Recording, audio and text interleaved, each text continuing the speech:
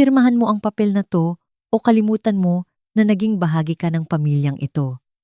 Inihagis ng tatay ko ang dokumento sa ibabaw ng mesa nang walang pag-aalinlangan. Kailangan ng Ate Victoria mo ang rights sa lumang codes na yan para maibenta ang kumpanya. Huwag kang makasarili, Lara. Maging kapaki-pakinabang ka naman kahit minsan. Isa ka lang freelancer. Wala kang alam sa totoong negosyo. Tinitigan ko ang ballpen na iniaabot niya. Tapos tinitigan ko siya. Akala niya, naiipit na niya ako sa pader. Wala siyang kamalay-malay na handa ko na siyang durugin. Kinuha ko ang ballpen at ngumiti. Hindi ako sumigaw. Hindi ako nagwala. Ngumiti lang ako dahil hindi niya kilala kung sino talaga ang kaharap niya. Bago ko ikuwento kung ano ang nangyari noong pumasok ang buyer, mag-iwan ng comment kung saang bayan o bansa ka nakikinig ngayon. Gusto kong makita kung gaano kalayo ang mararating ng kwentong ito.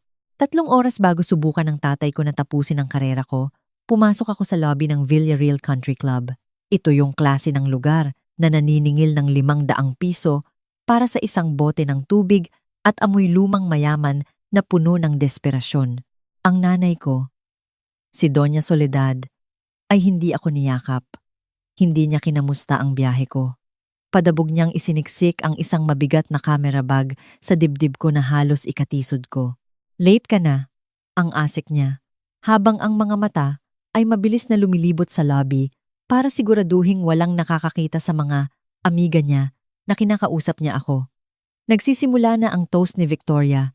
Pumasok ka na doon at gawin mo ang trabaho mo. At parang awa mo na, Lara. Huwag kang kukuha ng pagkain sa buffet.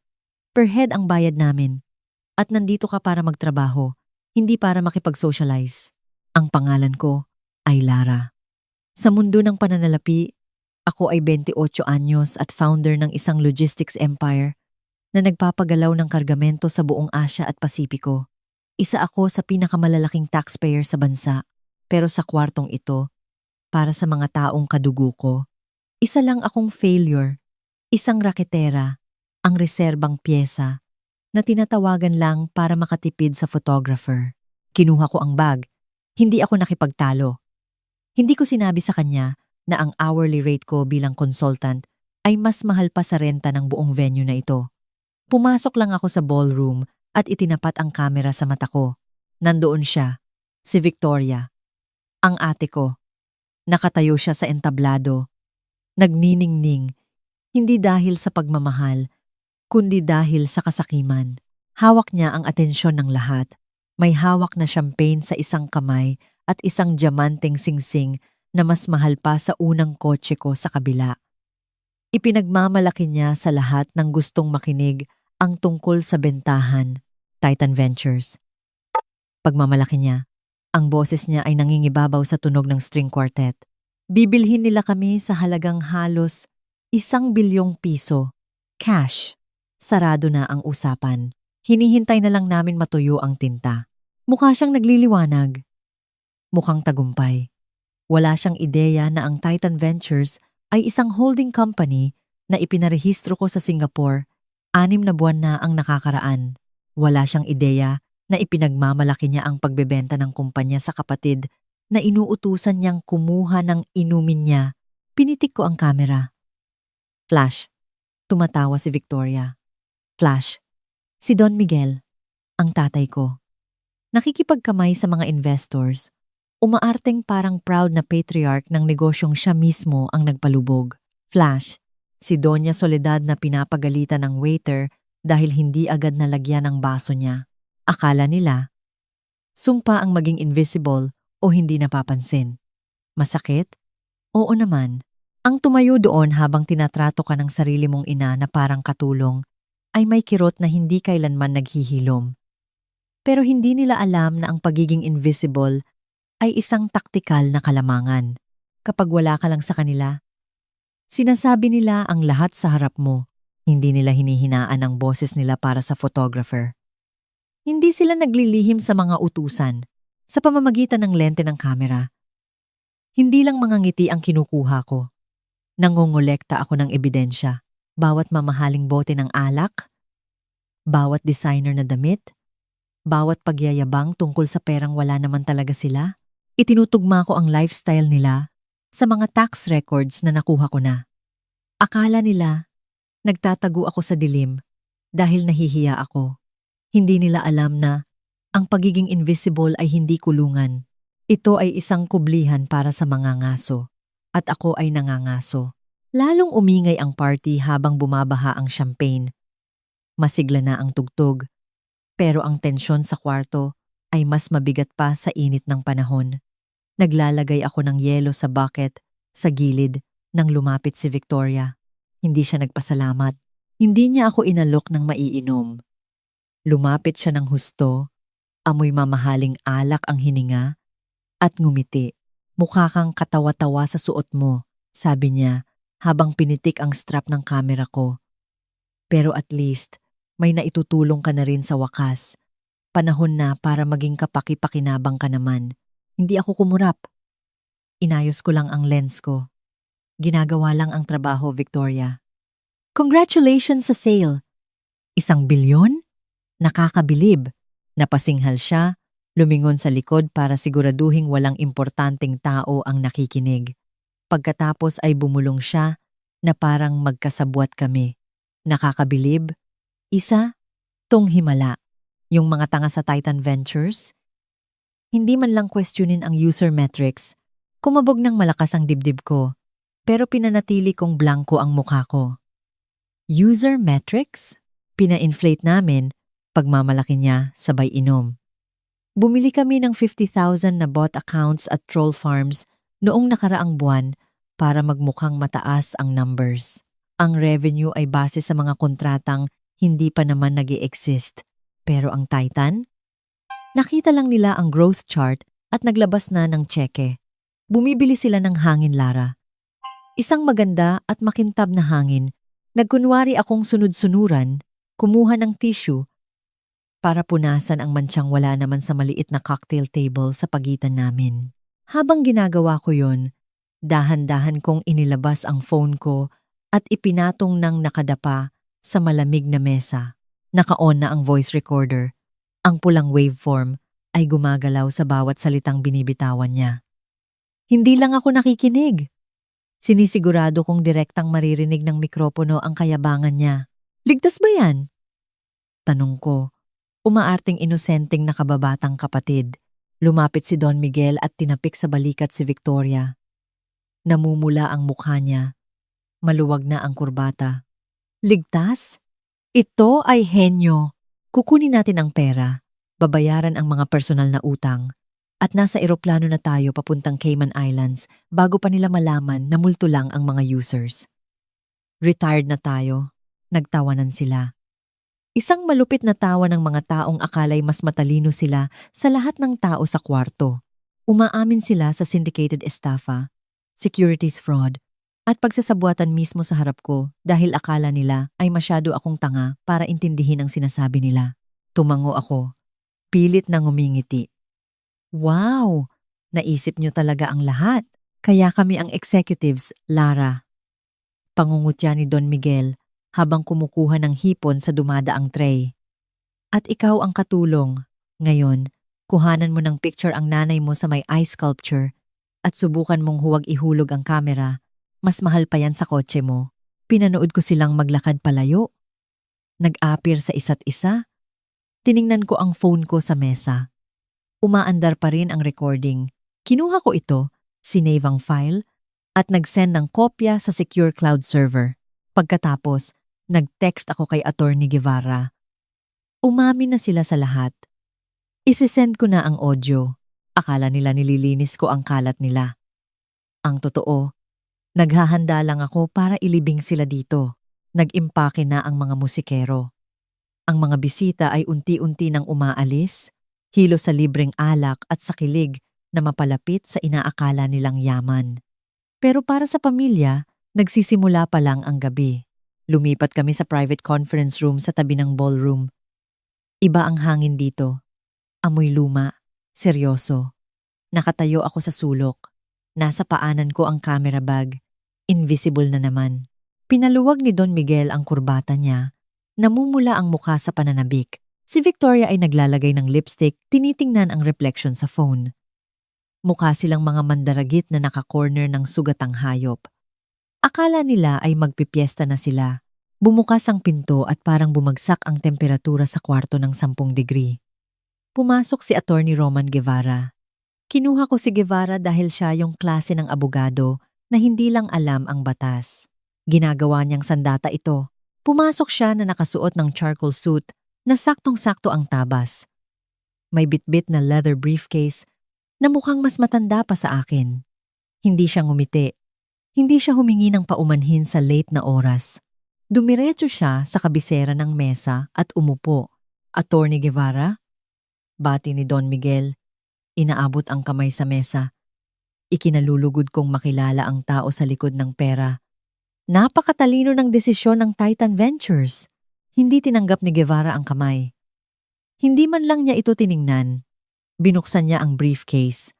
Ang lagutok ng lock ay parang putok ng baril sa tahimik na kwarto. Naglabas siya ng isang makapal na dokumento at idinulas ito sa makintab na mesa. "Huwag na nating patagalin ang palabas," sabi ni Guevara. Ang boses ay mababa at parang kulog. "Gusto ng kliyente ko na isarado ang deal na ito ngayong gabi. Pero bago tayo tumuloy, may mga formalidad." Tumawa si Victoria, isang kinakabahang tunog. "Formalidad?" Naipadala na namin ang pitch deck. Ang user growth ay exponential. Nakita niyo naman ang charts? Tumingala si Guevara. Ang mga mata niya ay kasing lamig ng bakal. Nakita ko ang charts. Hindi ako interesado sa charts. Interesado ako sa pananagutan. Binuksan niya ang kontrata sa pahinang may pulang sticky note. Iniharap niya ito sa kanila para mabasa nila. Clause 14B, sabi ni Guevara. Representations and warranties. Basahin ninyong mabuti. Nanood ako mula sa sulok. Kabisado ko ang clause 14B. Ako ang nagsulat nito. Ang sugnay na ito, patuloy ni Guevara, tinatapik ang papel gamit ang gintong ballpen, ay nagsasaad na ang nagbebenta. Kayo ay gumagarantiya na ang lahat ng financial data, user metrics, at revenue projections na ibinigay sa Titan Ventures ay 100% organic, tumpak, at walang manipulasyon. Malinaw na nakasaad na anumang pamemeke sa mga numerong ito ay isang malaking paglabag. Tumigil siya, hinayaan ang katahimikan, tapos ay dumukwang siya pasulong. Ang mas mahalaga, dahil ang transaksyong ito ay involve ang electronic transfer ng pondo, ang pagpirma sa dokumentong ito, habang alam ninyong peke ang datos, ay bumubuo ng kasong syndicated estafa at wire fraud na walang piyansa at may siguradong kulong. Malinaw ba tayo? Namatay ang ingay sa kwarto. Nakita ko ang paglunok ni Don Miguel. Nakita ko ang bahagyang panginginig ng kamay ni Victoria habang inaabot ang baso ng tubig. Sa isang segundo lang, akala ko ay gagana ang survival instinct nila. Akala ko aatras sila. Pero minaliit ko ang kasakiman nila. O baka naman masyado kong pinahalagahan ang talino nila. Tumawa si Don Miguel. Isang malakas na tawa na halatang peke. Paninindigan natin ang numbers natin, di ba? Victoria? Itinuwid ni Victoria ang likod niya. Bumalik ang kayabangan sa mukha niya. Siyempre naman, ang growth namin ay aggressive. Sasabihin ng iba na hindi ka panipaniwala. Pero totoo ito. Tinitigan sila ni Guevara ng matagal at hindi komportableng sandali. Binibigyan niya sila ng lusot. Para siyang may hawak na neon sign na nagsasabing, "Huwag ninyong gawin ito, kung gayon." Sabi ni Guevara, tinatanggal ang takip ng ballpen. "Kung sigurado kayo." Itinulak niya ang kontrata palapit sa kanila. Hindi nila nakita ang patibong. Hindi nila nakita ang pagsara ng pinto ng kulungan. Ang nakita lang nila ay ang 1 bilyong piso na naghihintay sa kabila ng pirma na yon. Gutom na gutom sila, kaya hindi man lang nila nalasahan ang lason. Kinuha ni Victoria ang ballpen. "Isa iyong mabigat na gold-plated Mont Blanc na pag-aari ng tatay namin. Isang props na ginagamit niya para magmukhang importante sa mga pirmahan na hindi naman niya naiintindihan." Inilapit niya ang dulo ng pen sa linyang pipirmahan nag-atubili ng kakarampot na segundo. Sa sandaling iyon, napanood ko ang takbo ng utak niya. Nakita kong tinitimbang niya ang peligro. Sinabi na sa kanya ni Guevara sa malinaw na salita na ang pagsisinungaling sa dokumentong ito ay isang krimen. Ang matinong tao ay hihinto. Ang matalinong tao ay hihingi ng recess para kausapin ang sarili nilang abogado. Pero hindi matino si Victoria. At ngayon, hindi siya matalino. Gutom siya. May konsepto sa behavioral psychology na tinatawag na confirmation bias. Ito ang tendensiya na interpretahin ang bagong ebidensya bilang kumpirmasyon ng sariling paniniwala. Naniniwala si Victoria na henyo siya. Naniniwala siyang hindi siya pwedeng galawin. At ang pinakaimportante, naniniwala siyang ilang sandali na lang ay mahahawakan na niya ang 1 bilyong piso na bubura sa mga utang, kapalpakan at panloloko niya. Kapag gusto mo ang isang bagay ng ganun katindi, binubura ng utak mo ang mga red flag. Hindi babala ng abogado ang nakita niya. Nakita niya ito bilang hadlang na kailangang talunin. Hindi niya nakita ang bitag. Nakita niya ang finish line. Hindi ko pinilit ang kamay niya. Hindi ako nagtutok ng baril sa ulo niya. Inilatag ko lang ang patibong at ang sarili niyang kasakiman ang humila sa lubid. Well, sabi ni Victoria, nagbigay ng isang matamis pero marupok ng ngiti kay Guevara. Wala kaming tinatago.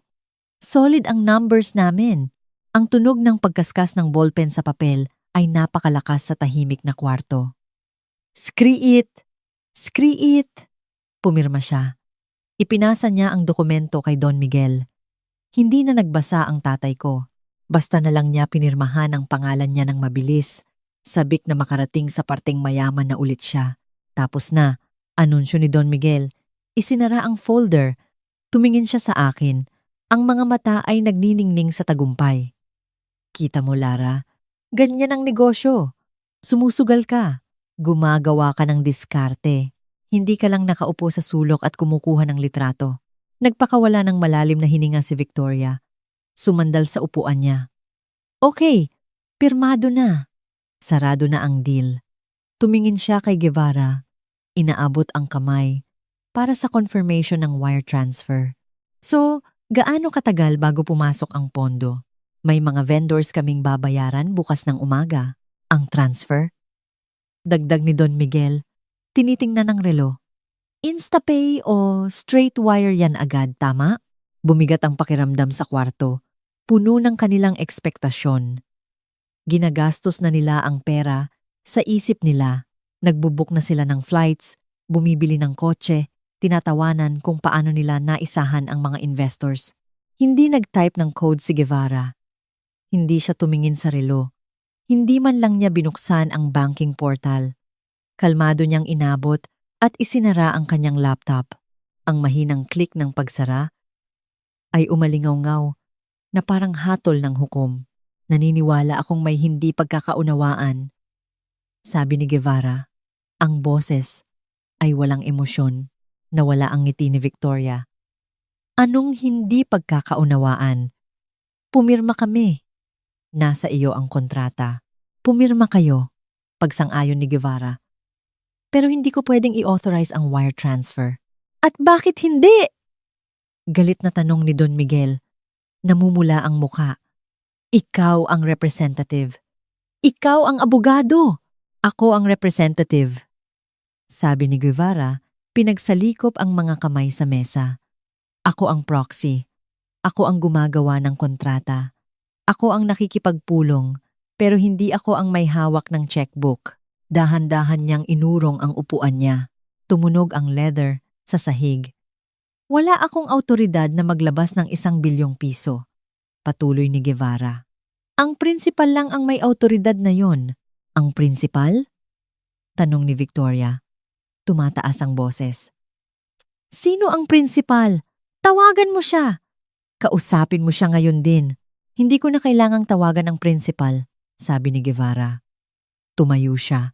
Lumakad palibot sa mesa at iniharap ang upuan niya sa madilim na sulok kung saan ako nakatayo. Nandito ang principal. Dumagan ang katahimikan sa buong kwarto. Humakbang ako pasulong. Binitawan ang camera bag sa sahig at naglakad papunta sa mesa nang may kalmado ng isang taong nagmamay-ari ng lugar. Mula sa tote bag ko, naglabas ako ng makapal na binder at ibinagsak ito sa mesa. Forensic Audit. Sterling and Reed Logistics Confidential. Ako ang principal. Sabi ko, ang Titan Ventures ay holding company ko. Ginawa ko ito 6 na taon na, ang nakakaraan, matapos kong ibenta ang una kong patent. Victoria, hindi ka nagbenta sa estranghero. Nagbenta ka sa akin. Umiling siya. Isa ka lang freelancer. Wala kang 1 bilyong piso. Tama ka. Sagot ko, hindi ako nagbayad ng 1 bilyon. Binili ko ang utang ninyo sa halagang barya lang kumpara sa hinihingi nyo. Tumayo si Don Miguel. Ikaw! Hindi. Makinig ka. Kayo ang makinig. Idineklara ng bangko nyo na toxic assets na ang mga loans nyo pagkatapos ng 4 na buwang hindi pagbabayad. Isubasta nila ito. Titan Ventures lang ang bidder. Ako ang may-ari ng building, ng mga kagamitan, ng mga upuan na inuupuan nyo. Wala na kayong utang sa bangko, Dad. May utang kayo sa akin. Nawala ng kulay ang mukha niya.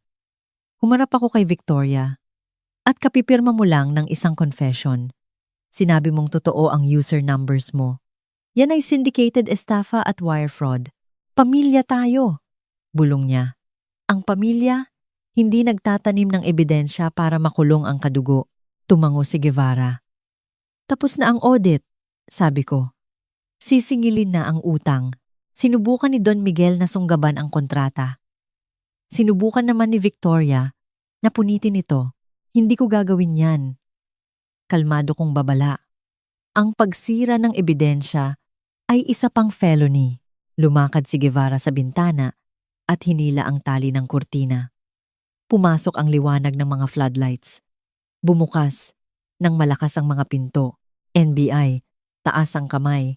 Bumaha ng mga ahente sa kwarto. Hindi ko lang binili ang utang ninyo, sabi ko sa tatay ko. 3 buwan na ang nakakaraan. Nag-file ako ng whistleblower reports sa SEC at NBI. Tumunog ang posas sa mga pulso ni Victoria. Isa itong entrapment, sabi ko. Sa sandaling pumirma kayo. Yun na ang krimen. Nakatingin sa akin si Don Miguel.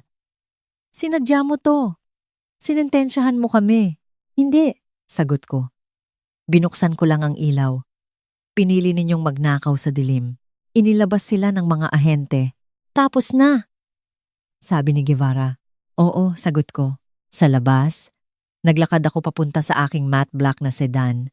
Pumasok sa loob at pinanood ang mga nag-iindayog na ilaw ng pulis na unti-unting nawawala. Nawala ang lahat kay Don Miguel ngayong gabi dahil tumaya siya sa kasinungalingan sa halip na sa katotohanan. Binuksan ko ang contacts ko. Dad, Mom, Victoria. Delete.